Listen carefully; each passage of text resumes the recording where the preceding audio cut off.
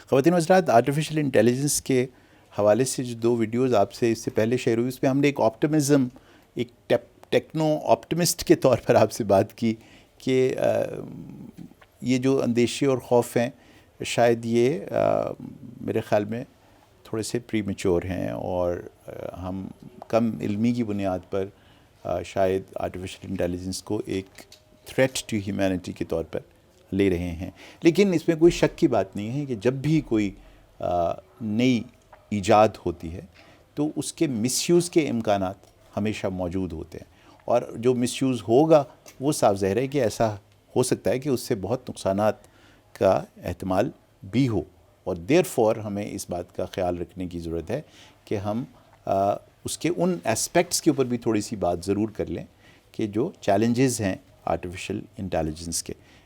تو اس حوالے سے میں نے سوچا کہ وہ جو ایک باکمال شاگرد رشید قاسم صاحب کی ہیں، حدیقہ صاحبہ، جیسے میں نے عرض کیا تھا کہ ان کا کیانی خاندان سے کوئی تعلق نہیں ہے، تو آپ ان سے یہ فرمائش نہ کیجیے گا اگلی ویڈیو میں کہ یہ گانا بھی سنائیں۔ میں سنا سکتی ہوں لیکن میرا گلا خراب ہے۔ وہ آپ کو بتائے، وہ میں نے جب بھی دیکھا ہے کہ جو بڑے گلوکار ہیں ان سے جب آپ بات کریں تو ان کا گلا خراب ہوتا ہے، اسی دن ہوا ہوتا ہے۔ آپ کا بھی آج ہی ہوا ہوگا میرے خیال میں۔ بالکل، آپ کو جب سے ہی پتہ چلا کہ یہ بہرحال ہم نے ایسی کوئی فرمائش آپ کے ساتھ نہیں کرنے والے، لیکن یہ موضوع ہم نے سوچا کہ ڈسکس کریں کہ جو چیلنجز ہیں آرٹیفیشل انٹیلیجنس کے، آپ کو ایک فیوچرسٹک، نیچرلی آپ کے سامنے ایک زمانہ ہے، ہم تو پچھلے زمانے کے لوگ ہیں، کیا لگتا ہے آپ کو from where you are standing as a teacher, as an architect, as somebody who's training and teaching more students in the years to come, کیا چیلنجز نظر آتے ہیں آپ کو آرٹیفیشل انٹیلیجنس کے حوالے سے؟ I'll start with something جو میں نے پڑھا ابھی ریسنٹلی، کہ آج سے 8-10 سال پہلے پیپل ور پریڈکٹنگ کہ جب اے آئی انٹروڈیوس ہوگا تو سب سے پہلے it will replace blue collar jobs, جو بیسک لیول کی میکینیکل جابس ہوتی ہیں. Then it will replace white collar jobs, جس طرح سافٹ ویئر ڈیولپمنٹ، کوڈنگ اور یہ سب کچھ ہے. لاسٹ میں جا کے it will be able to replace the creative jobs, it will be able to replace designers, graphic designers, visual artist and all of that. پر جو ہم دیکھ رہے ہیں وہ ایکچولی اس کے بالکل اپوزٹ ہے. It has started the other way round, کہ سب سے پہلے it has started taking jobs from the creative people, کہ it is doing everything that a writer can do, it is doing everything that an architect can do, it is doing everything that a visual artist can do, a photographer can do, surgeon exactly. تو جو قاسم صاحب بھی بات کر رہے تھے کہ he wanted that time to do something more creative، per actually اگر وہ کر تو یہ رہا ہے نا کہ وہ ہمارے حصے کا کریٹیو کام کر رہے ہیں، اور مینجمنٹ ابھی بھی ہم ہی کر رہے ہیں. We are the ones going on site and resolving issues.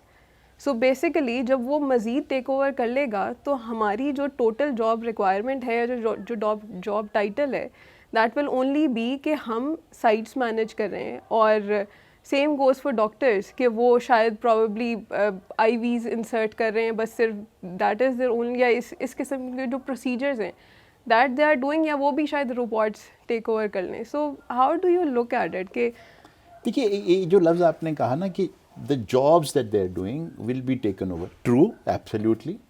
The jobs that they are doing would be taken over, yes.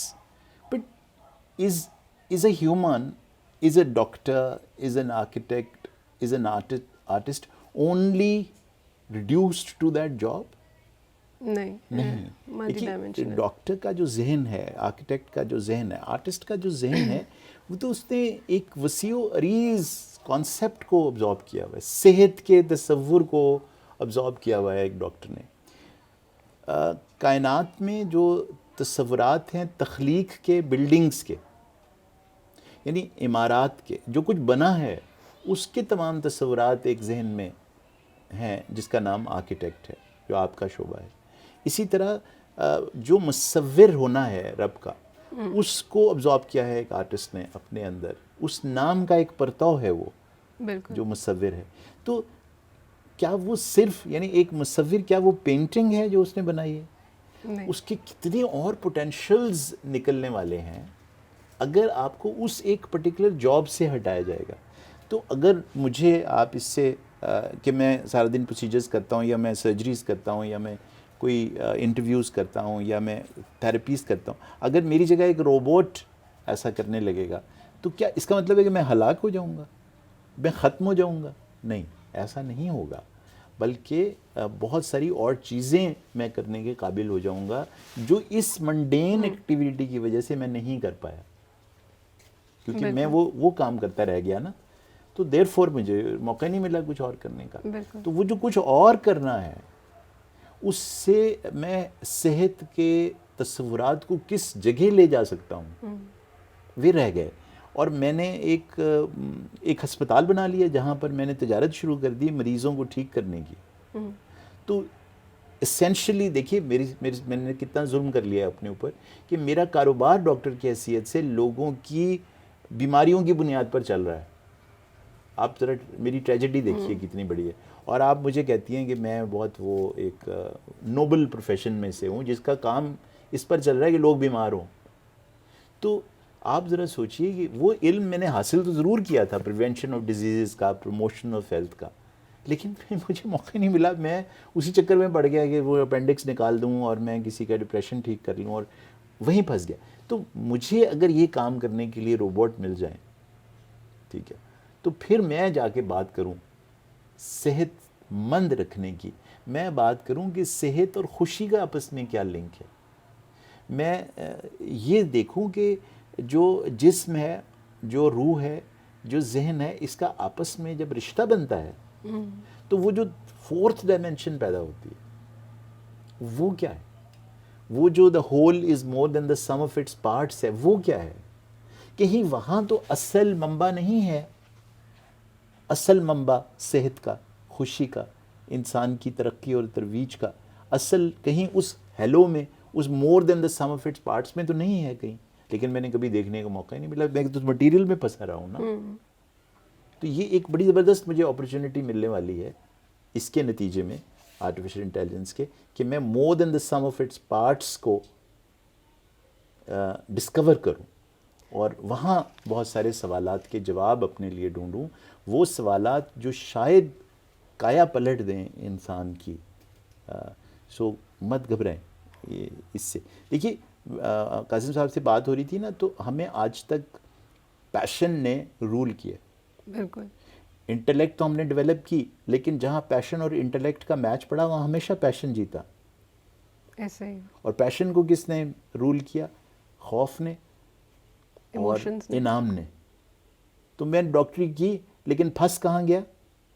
انعام میں, ریوارڈ میں, پیسے میں, جیت میں, ڈوپامین رش میں, اس میں پھنس گیا. تو انٹلیکٹ ایک طرح سے غلام ہو کر رہ گئی واپس اپنی انسٹنکٹس کا. تو ایک امکان ہے نا اس وقت انٹلیکٹ کے آزاد ہونے کا, پاسبلٹیز اور نکلنے کا آرٹیفیشل انٹیلیجنس کے بنیاد پر. لیکن سر یہ جو آپ نے بات کی ہے کہ اگر آپ کو یہ ساری ایکٹیویٹیز نہ کرنی ہو اور آپ کو وقت مل جائے تو وہ وقت آپ جن چیزوں میں صرف کرنے کی بات کر رہے ہیں, جس طرح ریسرچ ہے مزید, یا جس طرح انسان جو آپ کے مریض ہیں ان کے ساتھ جا کر ایک انسانی لیول پہ ایک تعلق قائم کرنے کی, تو یہ ساری چیزیں بھی تو اے آئی کر رہا ہے. جس طرح ابھی پچھلے دنوں ہماری بات ہو رہی تھی اس بارے میں کہ within a few years there will be robots who will be doing the job of a psychiatrist, کیونکہ لوگ the coming generations will be more will be more easy, ان کو آسانی لگے گی کہ مشین کے ساتھ بات کرنے میں, comfortable with the machine, اور وہ سفر شروع ہو گیا. دیکھیے آج کا جو بچہ ہے, جو آپ کا اسٹوڈنٹ ہے, جی, وہ کتنا کمفرٹیبل ہے مشین کے ساتھ. وہ ٹیکسٹ کرتے ہوئے ایک مشین کے ساتھ یا اپنے اسمارٹ فون کے ساتھ کمیونیکیشن میں, انٹرنیٹ کے اوپر ورچوئل ورلڈ کے ساتھ کتنا کمفرٹیبل ہے. ٹھیک ہے, تو وہ ایسے ہی نہیں اس کا رشتہ آپ سے کمزور ہو رہا. اس نے آپ کے اندر ایک, آپ سے مراد آپ نہیں ہے, یعنی میں ہوں, میری فیوٹیلیٹی دیکھ لی ہے نا, کہ میں نے کتنے دھوکے دیے ہیں اسے, میں نے کتنے خواب دکھائے ہیں جن کو خواب دکھا کے ان کو پھر چکنا چور کیا ہے. تو اب وہ شاید ڈسکور کر گیا ہے نا اس نان سینس کو اور اس کریپ کو, اور اب وہ شاید چل پڑا ہے اس طرف جہاں وہ کہتا ہے نہیں مجھے یہ خواب مت دکھانا, میں اپنی حقیقتیں خود تلاش کرتا ہوں. اور جب میں حقیقتیں تلاش کر لوں گا اور وہ پریڈکٹیبل حقیقتیں ہوں گی, تو پھر میں وہ جو کہ آپ سمجھتے ہیں خواب ہے, اس کو حقیقت کے طور پر دیکھنا چاہتا ہوں. یہ کام صوفی نے کیا ہے پہلے, لیکن اس نے الہامی دنیا کا کام کیا ہے. اس نے عام اپنے آپ کو زندگی کے باقی جو منڈین چیزیں ہوتی تھی اس سے الگ کر لیتا تھا نا, الگ کر کے وہ ایک دنیا بساتا تھا جہاں پر جو اندر کا سفر تھا وہ تھا. اب اس کی دنیا کی خوبصورتی اور حسن آپ دیکھیے اس کی شاعری میں. اب جو آنے والا زمانہ ہے اس میں وہ جو اس کی شاعری تھی وہ حقیقت کا رنگ شاید بنا سکتی ہو, کیونکہ اس جو آرٹیفیشل انٹیلیجنس